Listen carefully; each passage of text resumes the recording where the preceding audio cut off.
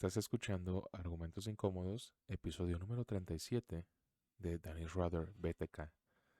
Por complicaciones técnicas, decidimos dividir el episodio en dos partes para la plataforma de YouTube, pero puedes disfrutarlo en las plataformas de podcast, Anchor, Spotify, Google Podcast, Apple Podcast, completo. Solamente por esta ocasión vamos a dividirlo eh, de una manera un poco más abrupta, pero lo puedes ver en dos partes en YouTube. Sale. Los dejo con Dennis Rudder BTK, parte 1. Antes de comenzar, recomiendo discreción a quienes nos escuchan. Este episodio incluye comentarios sobre violación, agresión, maltrato, suicidio y asesinato que algunas personas pueden encontrar ofensivas o inquietantes. Por favor, tenga precaución con personas menores de 13 años. También quiero mencionar que en lo que respecta a las vidas de algunos de los asesinos seriales más representativos, y a pesar de estar documentado y tener un respaldo de investigación psicosocial y de psicología criminal, son episodios que se comparten como medio de entretenimiento dentro del talante de crimen real, siendo uno de los propósitos comprender y no justificar los actos criminales. Este programa no tiene la intención de faltar al respeto de las víctimas de los mismos. Nuevamente, se recomienda discreción con la información presentada.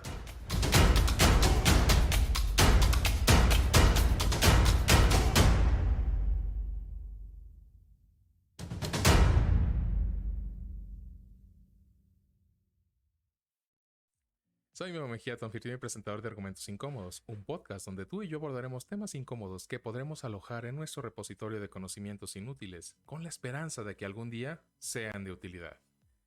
Y está conmigo hoy Paco Tapia. ¿Cómo estás? Bien, gracias. Buenas noches. Buenas noches, muy bien. Hoy iremos a la ciudad de Wichita, en Kansas, Estados Unidos, para sumergirnos, no mucho, para no ahogarnos, como decía este señor. ¿La gente del Titanic? Sí, él dijo, porque Supongo que ellos también querían ahogarse y cosas sí, así. sí es lo que buscaban, en realidad. En la vida de Dennis Lynn Rader, conocido también como BTK, cuyo acrónimo en inglés es Bind, Torture and Kill, que significa en español atar, torturar y matar. ¿Y ya habías escuchado de este señor antes, Paco? No, la verdad no. ¿No? ¿Jamás? ¿Nada? No, la verdad nada, Digo, a veces escucho muchas cosas de diferentes asesinos seriales, o sobre todo por análisis del comportamiento, y entonces dan alguna he leído alguna explicación de algunos, pero de este no.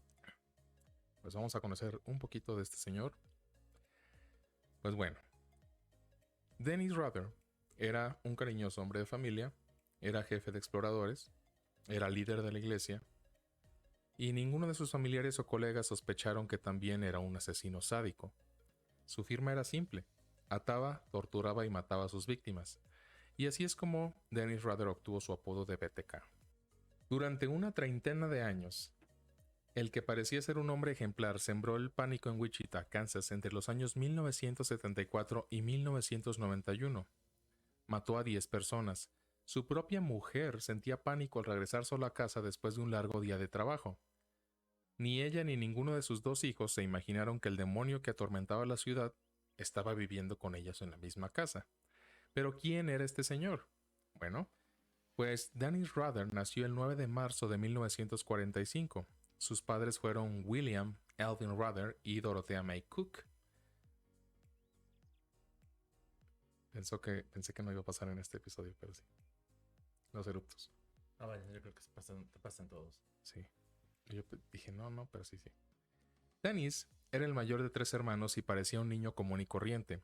Se crió en un ambiente familiar sin aparentes complicaciones, era estudioso y sacaba buenas notas. Todo parecía indicar que se trataba de un niño normal, salvo la peculiaridad de su afición de maltratar animales, un rasgo muy frecuente en el perfil de potenciales psicópatas. Ya hablábamos que un psicópata no es necesariamente un asesino y viceversa, ¿no? Claro. Pero aún así la parte de torturar animales sí es un rasgo Ya va perfilando. de un psicópata, aunque no sea un asesino. Su mamá trabajaba en una tienda de conveniencia y su padre trabajaba en una estación de ferrocarril, y pues nada, digamos, era anormal en el perfil familiar de la época, vaya. Fue educado dentro de la religión luterana y, a pesar de participar en muchas actividades durante su niñez y adolescencia, pues no fue un miembro destacado de las mismas actividades. a excepción de la parte de los exploradores o Boy Scouts, como los conocemos y a nivel mundial se conoce como Boy Sí, ya, Scouts. ya. Fue donde, pues aquí sí fue miembro de los Boy Scouts durante varias etapas de su vida, ya incluso siendo adulto. Algo característico durante su adolescencia es que sus fantasías sexuales comenzaron a fijarse en el bondage como parte del control y también comenzó a asociar el sexo con la violencia. Se interesó por fetiches como pantaletas, se las robaba de las vecinas cuando la dejaban tendida la ropa, le robaba las pantaletas, y poco a poco empezó a robar medias, vestidos, y empezaba a utilizarlas. Se ponía los vestidos, se ponía las pantaletas y se masturbaba. Pues era su fetiche. Allá. La doctora Catherine Ramsland, psicóloga forense que entrevistó a Dennis Rader durante 10 años, menciona en su libro Confesiones de un asesino serial, la historia no contada de Dennis Rader, que cuando Rader era joven, el anillo de su madre se atoró en un resorte del sofá y ella no podía sacar la mano. Al parecer ella estaba aterrorizada y le dijo a su hijo que buscara ayuda, pero él sintió excitación al ver a una mujer desamparada y fue el comienzo para ver a las mujeres atrapadas e indefensas y que lo vieran con terror.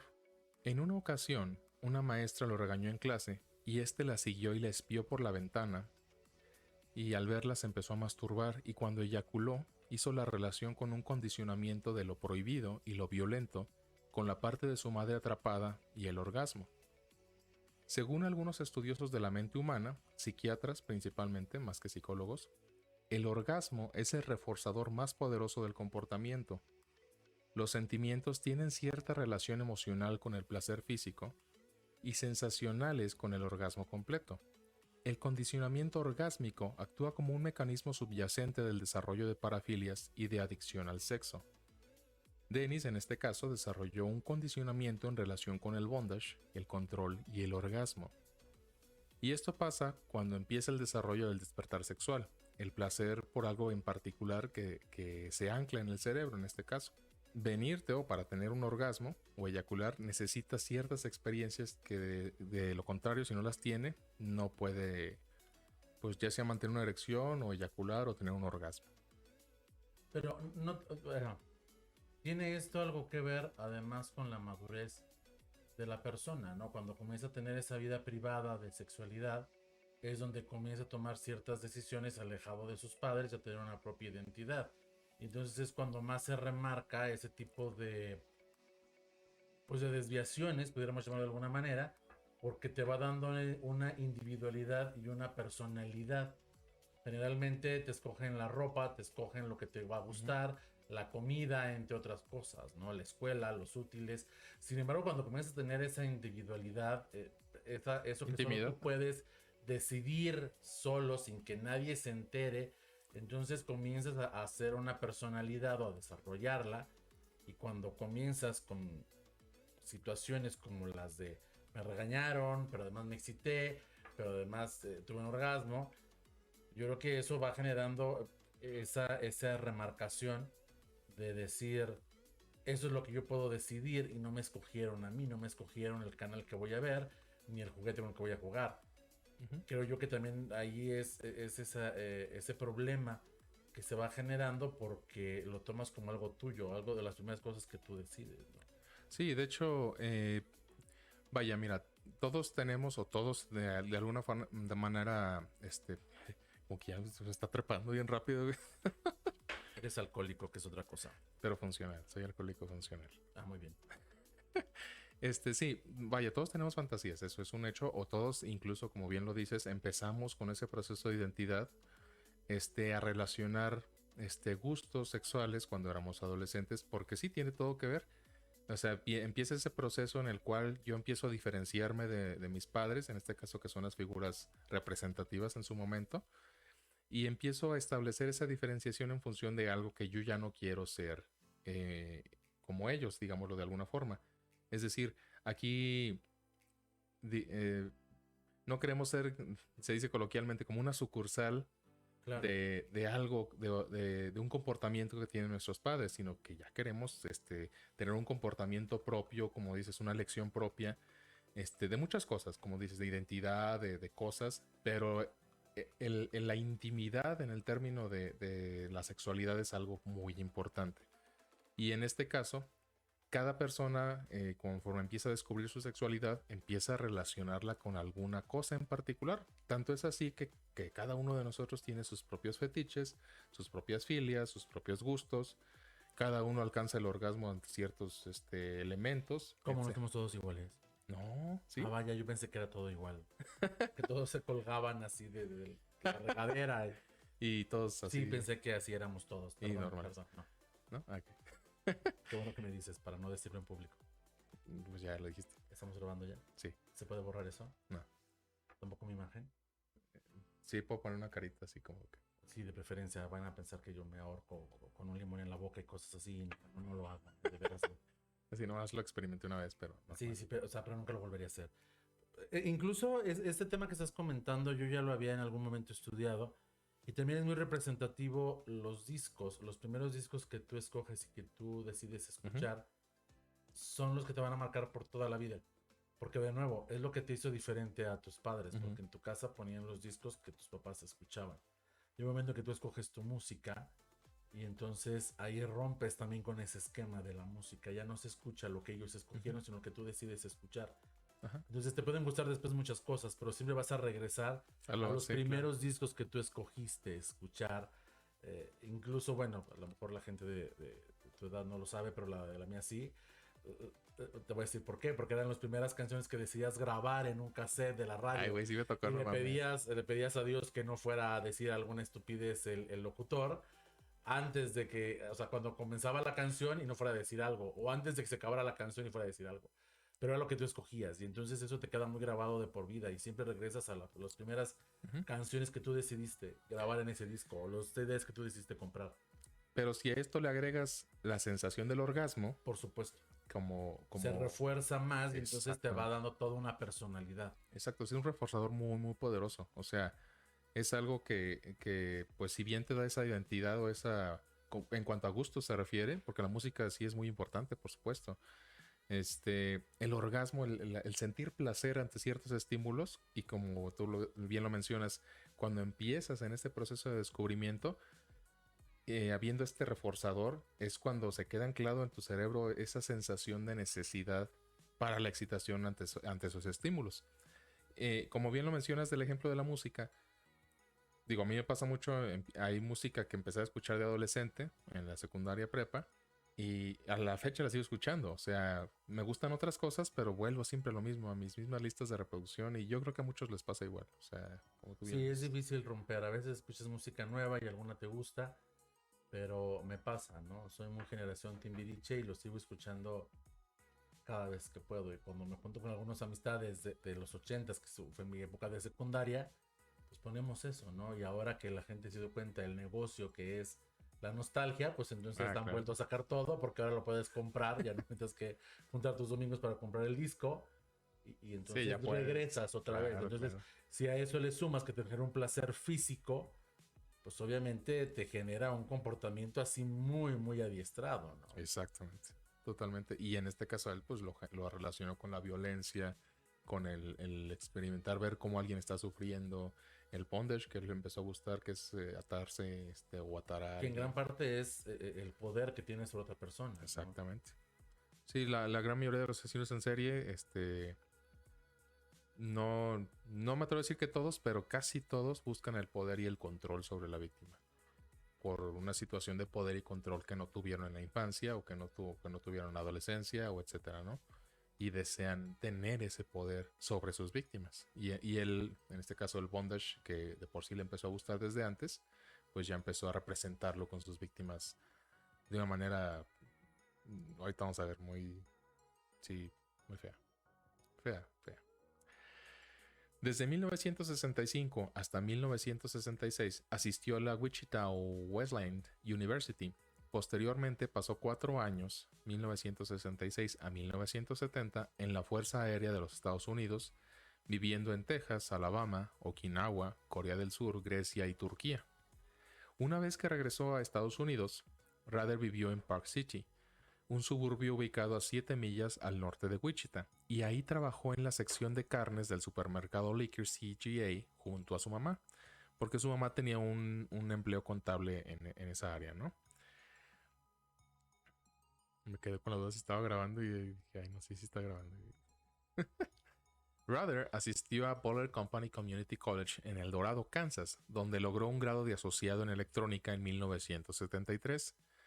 Después se matriculó en la Universidad Estatal de Wichita con ese mismo año. En ese mismo otoño, se graduó de ahí en 1979 con un título de grado como funcionario de justicia.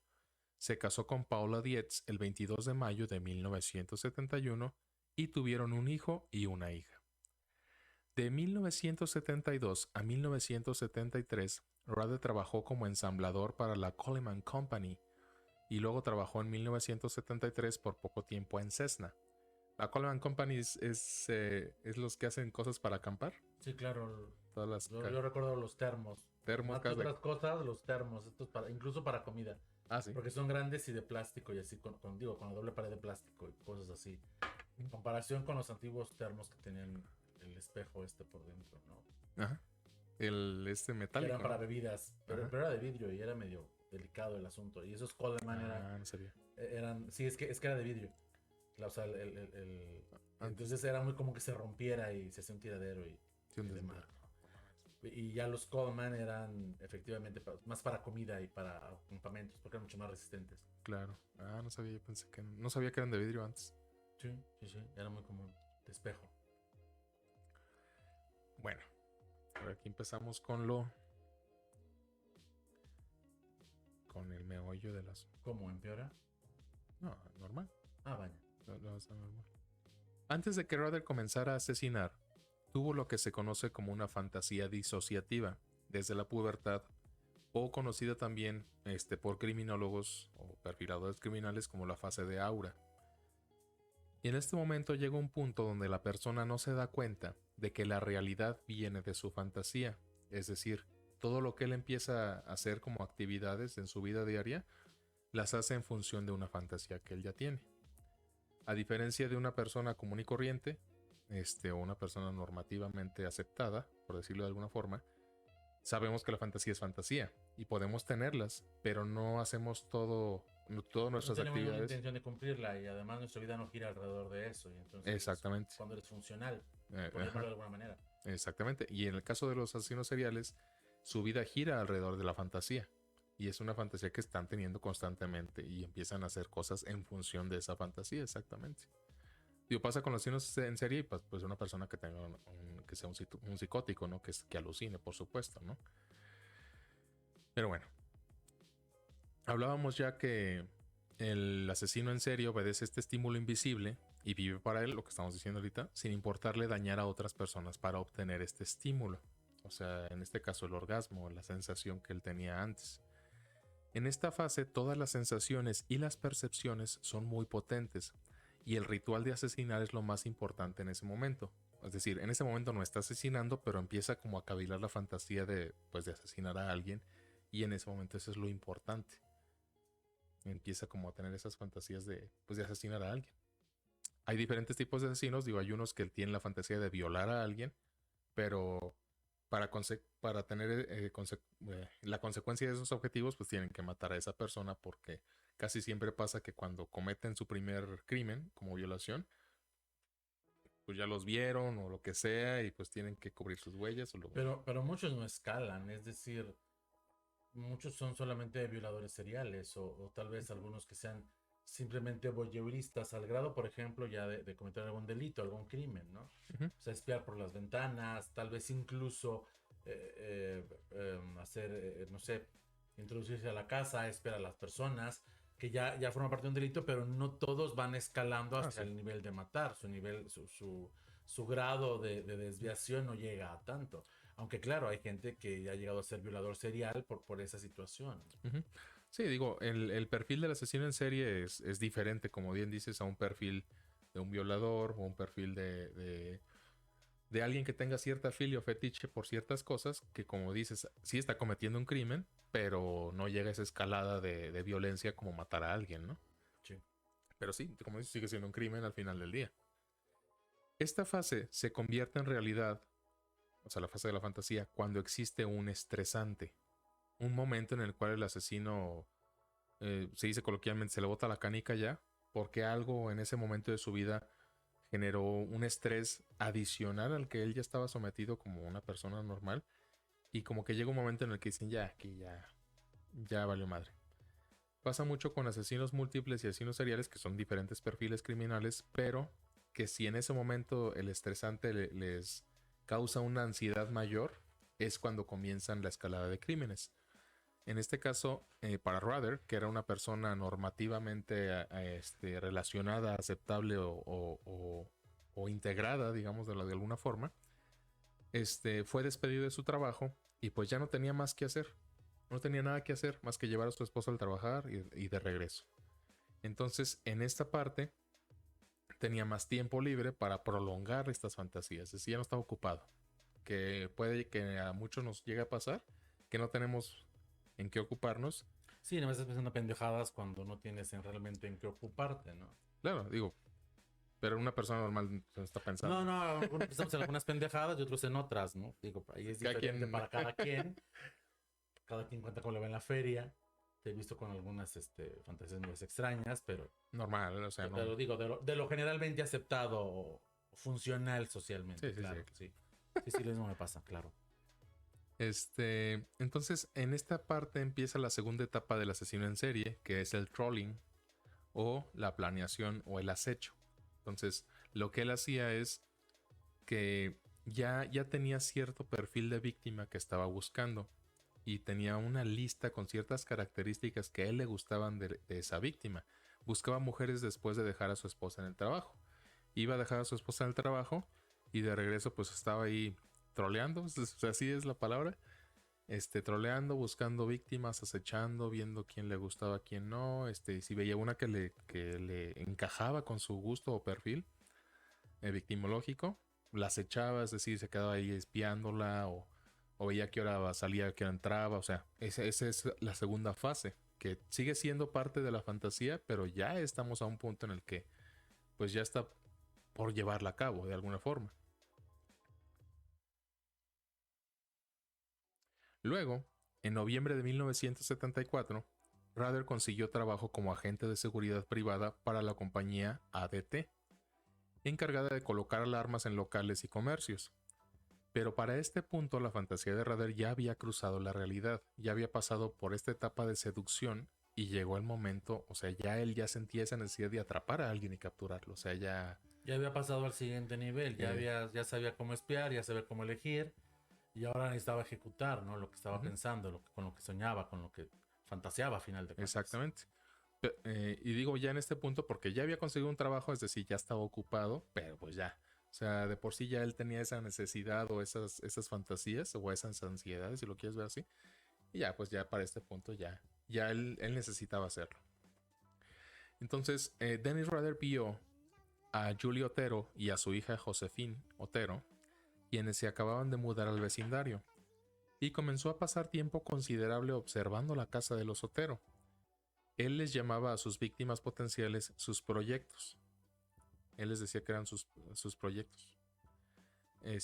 Y sí estaba muy creepy este rollo porque sí tenía su libreta y decía proyecto tal y tenía su nombre y proyecto tal y pues en su casa no sabían. Sí, como cuando haces una de proyecto de tesis, ¿no? Ajá. O sea, ese es el proyecto Josephine y voy a hacer esto y voy a hacer aquello. Ajá. Sí, la verdad es de que hay que tener una mente muy fría o de menos Exacto. muy disociativa para poder leer con calma todo ese tipo de proyectos sin que te llegue a afectar. Y a la inversa, ¿no? Ya estás un poquito torcido cuando ya te dedicas parte del tiempo en tu vida a estar llenando un diario, ¿no? Y decir qué le voy a hacer o cuál es mi fantasía o cuál es...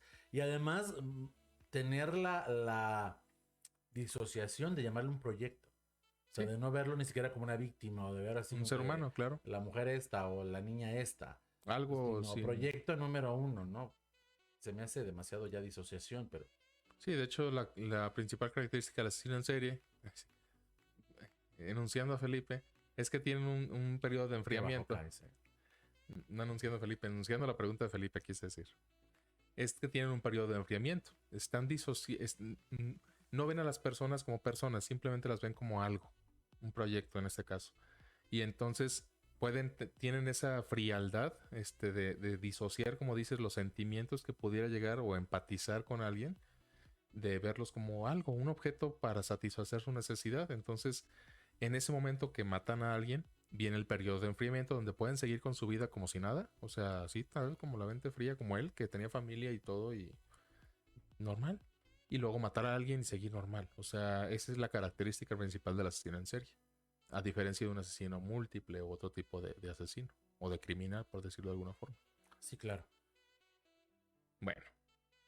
En otoño de 1974 cometió su primer asesinato, según informó el entonces corresponsal de un periódico, Alfonso Armada.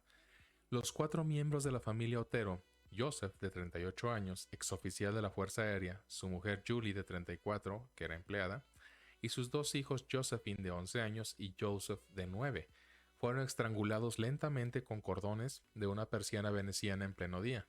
Todos aparecieron atados de pies y de manos. La familia Otero estaba desayunando cuando Ruther tocó a la puerta. Una vez que abrieron... Antes de esto, Ruther había cortado la línea telefónica de la casa. La familia pues estaba como días antes. Había reportado como que no servía el teléfono con la compañía, pero pues como que todavía no lo arreglaban, ¿no? Ruther tenía la intención de asesinar a la esposa, sabiendo que en la mañana el esposo llevaba a los niños a la escuela y la esposa se quedaba sola en la casa. Su intención, porque le gustó la mujer, era pues ir a violarla, asesinarla y todo, ¿no? Incluso tenía su hit kit o su killer kit que tienen los asesinos seriales, tenía su cuerda y tenía todo su desmadre ahí, ¿no? Pero no contaba que iba a estar la familia ahí, porque el señor creo que se sentía mal de una pierna y no fue a trabajar, y los niños todavía no se iban a la escuela, la chingada. Entonces pues llegó y los vio y dijo, ah, chinga. Pero pues ya, o sea, ya estaba ahí. O sea, ya no había, digamos, marcha atrás. Entonces, estaban desayunando cuando Ruther tocó a la puerta. Una vez que abrieron, el asesino le apuntó con un revólver al padre de familia, Joseph, y le dijo que era un simple robo. Le dijo que él era un criminal buscado, que necesitaba dinero y un carro. Entonces, Ruther los ató uno por uno a las sillas, desde el más fuerte, o sea, el papá, hasta el más débil, la niña pequeña. Después de atarlos, Ruther torturó psicológicamente a los papás solteros, simulando violar a la hija y al hijo de la pareja. Pero luego Ruther le colocó una bolsa de plástico en la cabeza al señor Otero y la ató a su cuello con una cuerda para que se asfixiara. Sí se creía en su momento, y sí lo dice John Douglas, que muchos asesinos en serie habían recibido una infancia pues no muy adecuada, por decirlo de alguna forma, no sin decir ojete, porque pues sí, hay unos que sí. No, bueno, hay gente que sí ha tenido una infancia, pero volvemos, hay gente que tiene una infancia de lo peor y aún así lo supera y tiene una vida de lo más normal, incluso rompiendo los esquemas y círculos en los que estuvo. Con otro tipo de trastornos, pero no matan gente. Sí, al final de cuentas tiene, o sea, nadie sale libre e ileso de una infancia traumática. Claro, por supuesto.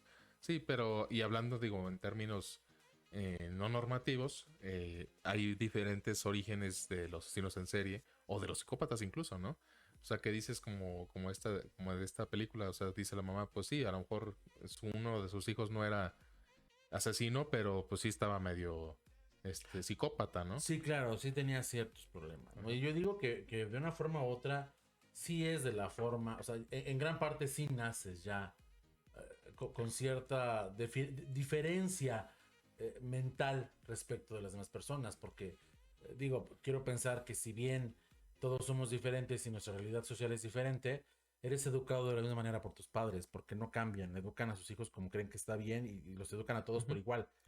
Y nada más uno sale asesino serial, ¿no? Claro, ajá.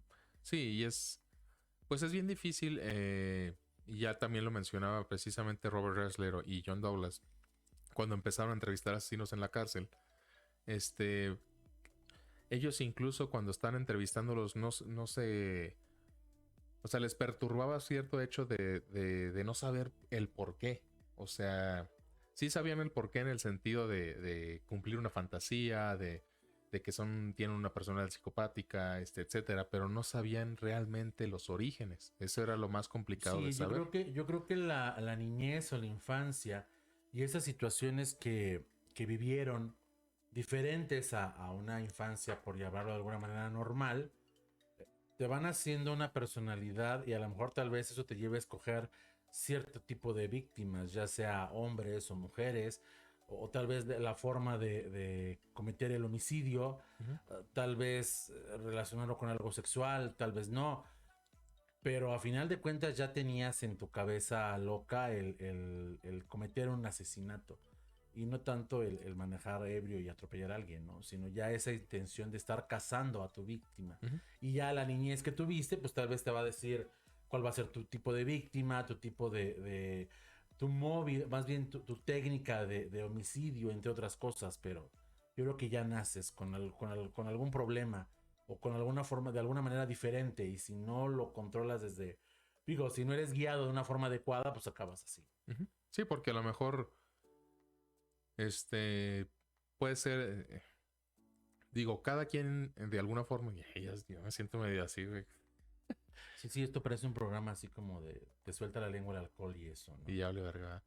No, es que pasa que cada quien, de entrada, así cada quien tiene su interpretación de la realidad. Eso es un hecho. Incluso si llegas a, como bien lo dices, a crecer en la misma, dentro del mismo seno familiar, pues el nivel, la forma de la forma de nacimiento, dice Otto Rank, psicoanalista, y Alfred Adler, psicoanalista también. ¿Qué nivel tienes en la familia? O sea, si eres el hijo más chico, el mediano, el grande. Genera O sea, cierta personalidad. exactamente. ¿Por qué? Porque pues a pesar de haber crecido en el mismo seno de familia, no fuiste educado igual. O sea, pareciera raro decirlo, pero es la verdad. O Claro, o sea, sea, si eres el hijo del medio, tienes que negociar con el más grande y el más chico. Y si eres el más grande, pues ya tienes cierto nivel de egoísmo porque era yo solo. Y si eres el más chico, tienes ujú. que aceptar que todo el mundo te chinga. Entonces, te forma una personalidad, a final de cuentas, Ujú. muchas cosas. Sí, y al final del día, como tú bien dices, si ya quizá traías algo biológico, estancado, un tipo de situación que no puede cambiar, más le agregas cierto tipo de interpretación de la realidad, o si tú interpretas que te maltratan hasta cierto punto porque tienes un nivel de narcisismo. O sea, son muchos factores que al final del día van a desencadenar en algo. O sea, que dices, puede ser que no sea un asesino en serie, pero pues sí puedo ser un psicópata. O sea, puedo maltratar a la gente aunque no los mate. O puedo ser un asesino múltiple que me están maltratando y llega un punto en el que exploto y disparo en las escuelas. O sea, no sé. Va a Sí, depender claro. ahí. Digo, todos hemos visto algún jefe que le encanta maltratar a los empleados y luego ves cómo trata a la esposa, cómo lo trataban en su casa y te das cuenta que viene, o sea, que está repitiendo el ciclo de lo que él vivía, ¿no? Ujú. No que eso lo justifique, simplemente lo explica. Es muy Ajá. común ver a un jefe así o algún compañero así de esos un poquito agresivos, egoístas, que luego ves cómo lo trata la familia, la pareja, los hijos y te das cuenta que lo tratan peor que como lo tratan el latino. Ajá. Entonces muchas veces somos un reflejo de la realidad o de la forma en que vivimos y como volvemos a decir, aquello que te va generando una personalidad, que es la infancia y la adolescencia. Ujú. Sí, exactamente. Pues qué feo. Ah, ¿qué? Ahí estaba, se me olvidó. Ah, sí, la segunda víctima fue la mamá. O sea, la mamá de los Otero. Con quien se masturbó mientras los niños lo veían, para luego estrangularla ante la mirada de los hijos. En tercer turno fue la niña, a quien estranguló con una soga. Cuando era el turno del hijo, Rader notó que el matrimonio seguía con vida, por lo que volvió a estrangular a la mujer hasta matarla, y puso bolsas de plástico en las cabezas del padre e hijo, quienes murieron asfixiados. Cuando Rader se disponía a escapar de la escena del crimen, notó que la niña seguía viva, por lo que bajó al sótano donde la terminó de matar, la estranguló, la dejó colgada como en una tubería y después se masturbó. Y se sabe que se masturbó porque se encontró semen en el muslo interno de la pequeña. Después de esto, agarró el carro del osotero, se fue a un centro comercial, agarró las llaves del carro y las aventó al techo del centro comercial. Y luego se dijo, no mames, creo que dejó huellas en la escena del crimen o dejó la cuerda o algo dejó ahí. Y dijo, no mames, y se regresó caminando a casa del osotero para pues limpiar como un poquito mejor la escena del crimen. Y esto es común cuando el asesino en serie comete su primer asesinato, o sea, pues que no lo comete con un nivel de planeación experta, ¿no? Sino que pues, la caga, ¿no? Pues como cualquier Claro, cosa. va perfeccionando su método, va Ajá. identificando incluso sus propios errores o sus propios vicios y entonces va corrigiendo, ¿no? Ujú. Totalmente. Y eso es lo que pasa con muchos asesinos en serie. No, más bien con todos los asesinos en serie. O sea, al principio, pues no, pues, es la primera vez y hasta que van Sí, todavía perfeccionando. tienen incluso ciertos remordimientos, aunque sean algunos son psicópatas, Ujú. todavía tienen ciertos límites que no han acabado de romper por completo y entonces cometen errores y cosas así, ¿no? Que tienen que ir, que van perfeccionando con el tiempo. Ujú, exactamente. Pues bueno, Rader parecía un ciudadano integrado en la sociedad. Era monitor de los Boy Scouts, presidente de la iglesia luterana de Wichita. He notado que tu cuarto huele a gafes y no a gas de la cocina, ¿eh? Normal. No, deberías de ver un médico, eso no es normal. No vuelvo a interrumpirte, continúa, por favor. eh, bueno, él tenía un perfil de ciudadano integrado, similar a otros asesinos en serie que eran, pues de alguna manera, se comportaban de forma normal, como Ted Bundy, y eran hasta cierto punto respetados por su comunidad. En ese mismo año, en 1974, Rader atacó de nuevo a Catherine Bright, de 21 años, y en ese momento su hermano fue herido de bala, pero sobrevivió. Con daños neurológicos, porque lo hirió con la bala, pero no lo mató. La bala de alguna forma rebotó, no sé cómo estuvo, no sé, pero no lo mató. Pero no pudo identificarlo, porque sí tuvo un traumatismo craneal pues medio fuerte y sí quedó un poco dañado, entonces no logró identificarlo. 4 de abril de 1964, alrededor de la 1 de la tarde, Catherine y su hermano Kevin, o sea, ellos los que entraron al apartamento de Catherine y fueron sorprendidos por un hombre armado que obligó a Kevin a atar a su hermana para luego llevarlo a él a otro cuarto. Cuando Rader intentaba pasar una cuerda por el cuello de Kevin, el joven intentó defenderse y luego intentó defender a su hermana y asimismo atacó a Rader. En una terrible lucha, el joven Kevin logró darle fuertes golpes al asesino y pudo alcanzar el revólver del asesino, pero cuando intentó dispararle al estómago el arma falló. De ese modo Rader lo golpeó y le sustrajo el arma para dispararle 2 veces. Luego, al sacarle el seguro, motivo por el cual Kevin no pudo disparar, pensando que el joven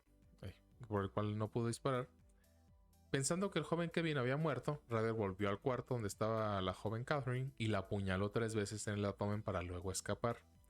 Mientras tanto, Kevin estaba increíblemente vivo y logró arrancarse hasta la calle, o sea, empezó a correr. Un conductor lo llevó al hospital. Cuando la policía acudió al departamento, Catherine estaba viva, por lo que la trasladaron al hospital, pero a las 7 de la noche fue declarada muerta. El primer contacto directo que estableció con la policía fue 9 meses después del primer asesinato, cuando descubrió que tenía retenido a un hombre que se había confesado autor de los homicidios. O sea, capturaron a alguien que pensaron que era el autor. Y él, pues el ego, o sea, muchos asesinos en serie. Claro, o sea, no voy a dejar que otro me robe mi chamba. Exactamente. Tienen un ego enorme, o sea, dicen, chingo, como él eran mis proyectos, como que alguien más. Entonces, para desmentirlo, el asesino en serie llamó a un periodista del Wichita Eagle para que acudiera a la biblioteca pública municipal de la ciudad y buscara un libro titulado Applied Engineer Mechanics, y en él había una carta con detalles que solo el asesino podía conocer y se bautizaba a sí mismo. Y cito: las palabras clave para mí serán atarlos, torturarlos y matarlos. BTK, las siglas en inglés que se convirtieron pues en su sello, Seudónimo. en su seudónimo. Pasarían 3 años hasta su nuevo asesinato en marzo de 1977, y la víctima sería Shirley Vian, de 26 años. Ella era madre de 2 niños y una niña pequeños y fue asesinada en su casa después de que uno de sus hijos abriera la puerta luego de un llamamiento a esta para que un hombre armado entrara. Después de entrar, para esto, Rader había visto al niño caminando en la calle y él traía una foto de su esposa y su hijo en la cartera. y le dijo al niño, oye, ¿tú has visto a estas personas? Y el niño le dijo, no, no las he visto. Ah, es que soy detective, le dijo, trae un maletín y todo. Y el niño, no, no las he visto. Ah, ok. Entonces el niño siguió caminando y el asesino lo siguió hasta su casa. Entonces ya entró el niño y todo. Y luego ya él tocó la puerta y el niño abrió la puerta y ya entró con la pistola. Lo que tenía Rader es que, o sea, no entró al azar a esa casa. Él ya tenía proyectos, como él les decía. Y ya sabía, pues más o menos quién vivía en esa casa, quién no vivía, si le gustaba o no por la persona que estaba ahí o no le gustaba, digo, de acorde a su perfil victimológico.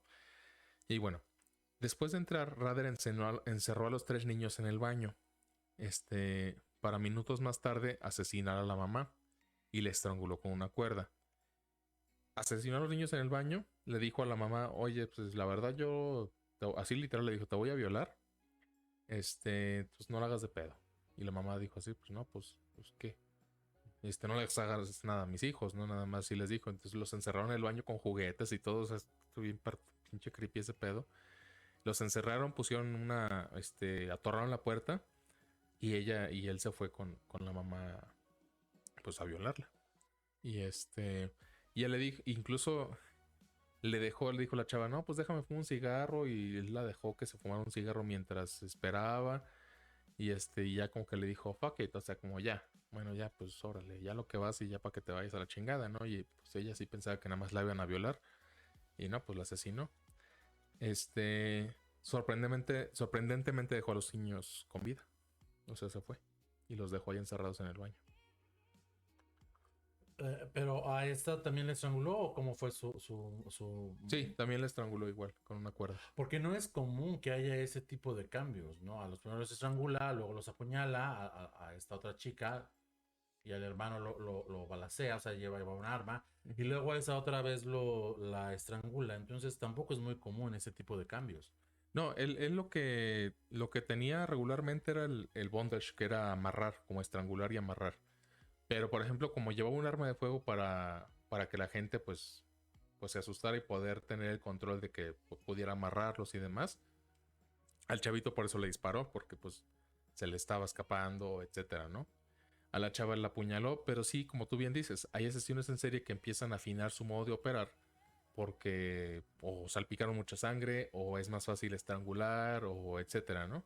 Pero lo que él tenía como firma característica sí era amarrar, o sea, amarrar y estrangular, porque era lo que a él le gustaba, o sea, el bondage en este caso. Podríamos pensar entonces que los mataba como consecuencia de, pero su intención era efectivamente amarrar, torturar, extensión sexual, y bueno, ya para que no tenga yo bronca los mato. No, O también formaba parte de su excitación y sí, demás el matarlos. sí, de hecho, él, su apodo, digamos, como BTK, él se lo inventó. O sea, él era un Bitch, Torture and Kill. O sea, él ya tenía su... Su intención sí era matar y Exactamente. era parte de su fantasía el asesinar. Incluso él tenía sus libretas donde tenía sus proyectos y aparte tenía dibujos donde él dibujaba así una mujer ahorcada y ponía BTK y unos senos en la B. O sea, el güey sí se ponía muy... Pues sí, o sea, como a planear, digamos, sus proyectos de alguna forma, pero él sí ya tenía la intención de matarlos, o de matarlas, en este caso. Los niños se salvaron porque esta chava iban a visitarle a unos familiares. Todavía no llegaban, pero le marcaron por teléfono. Entonces, cuando él ya había matado a la mamá, sonó el teléfono y pues el güey dijo, no, mejor ya la chingada y pues sobres. Y dejó a los niños ahí. Sí, los niños eran muy pequeños como para identificarlos. O sea, sí lo vieron, sí vieron su cara y todo. Sí, claro, pero no podían tomarlos como testigos válidos por la misma edad y la situación tan traumática claro, del por hecho, supuesto. ¿no? No, y aparte un niño, o sea, de 5 años como que no... No identifica o no le queda clara la situación. Exactamente. Entonces, pues ya, se escapó. El 8 de diciembre de 1977, Rader volvió a matar. Esta vez a Nancy Fox, de 20. Ya había nacido yo, por cierto. No mames. En 8 de diciembre del 77, sí. Tenía yo... Bueno, no tenía todavía ni un mes de nacido. Yo soy del 10 de noviembre. No mames. Entonces estaba a punto de cumplir un mes. Qué cosas, ¿no? Sí, qué cosas. Ahí es lo complejo de la modernidad. Moderno lo que estás viviendo tú ahorita, pero dentro de unos años ya no va a ser moderno. Ah, no, ya sé. Entonces vas a ser postmodernista. Pero sí me gustó. Sí me tocó lo del cassette y la grabadora, güey. De la radio. Neta, sí me tocó. Bueno, es que a tu edad, pues sí eres más grande que yo, obviamente. Ah, no seas mamón, güey. Claro que no. Ah, bueno. Pues, sí. Bueno, Nancy Fox, de 25 años.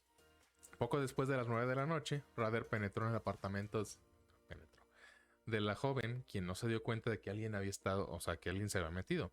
Luego de eso la llevó a la cama donde la amarró, la estranguló con sus propias pantimedias y su cuerpo fue encontrado boca abajo en la cama. Al día siguiente a las 8:20 de la mañana. Digo que la pedé ya como que... Su cuerpo fue hallado boca abajo en la cama luego de que a las 8:20 de la mañana del día siguiente se recibiera una llamada en la central de la policía alertando del asesino de la joven.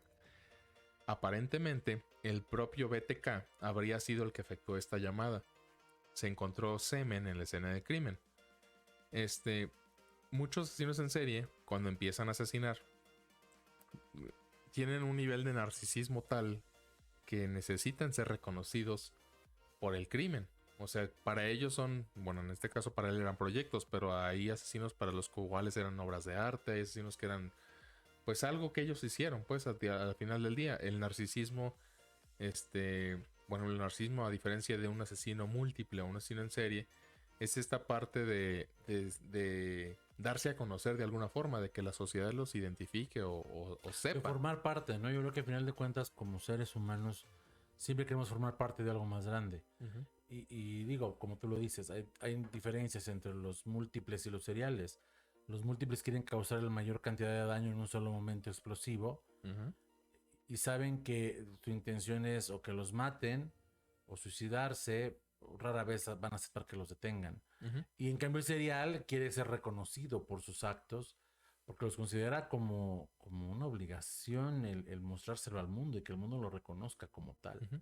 Sí, en ambos casos desean como dices, este reconocimiento, cada uno a su manera.